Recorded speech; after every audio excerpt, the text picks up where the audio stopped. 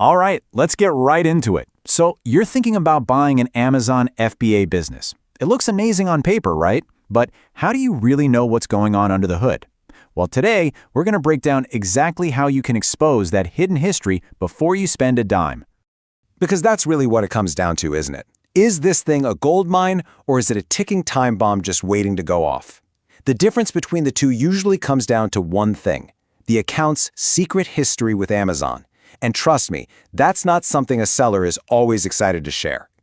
And this really shows you the problem. On one side, you have the seller's story, which is usually just a perfect all-green screenshot. Looks great. But on the other side, you have Amazon's memory. And Amazon's memory is like an elephant's. It never, ever forgets a single issue that account has ever had. That brings us to the first major mistake so many buyers make. I call it the green screenshot trap. You see that beautiful all-green dashboard? It's really just for show. It only reflects what's happening right now or maybe in the very recent past. It is absolutely not the account's permanent record. So if the old owner was, cutting corners a year ago, that perfect score today doesn't mean a thing. That account is still on thin ice.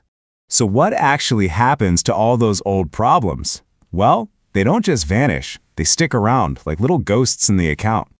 And this is where we have to talk about the permanent record. This is so important. Even if a seller says they successfully appealed a violation, Amazon does not forget.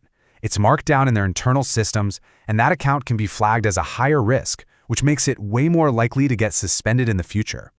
So what kind of ghosts are we hunting for here? We're talking about the really bad stuff, the black hat tactics, that sellers have every reason to hide. Things like faking reviews, something called brushing, where they create fake orders, intellectual property complaints, basically any sneaky behavior that got them in trouble with Amazon. And here it is. This is the real killer.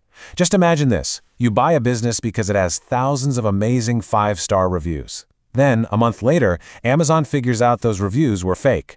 Poof, they can wipe them all out, just like that. And your sales? They could literally fall off a cliff overnight. Okay, so how do you protect yourself from all this? It actually comes down to one very simple, completely non-negotiable demand you have to make.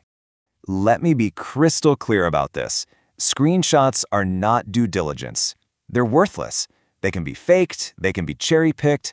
Forget about them. The only real way to do this right is to get live, read-only access to the Seller Central account. Period.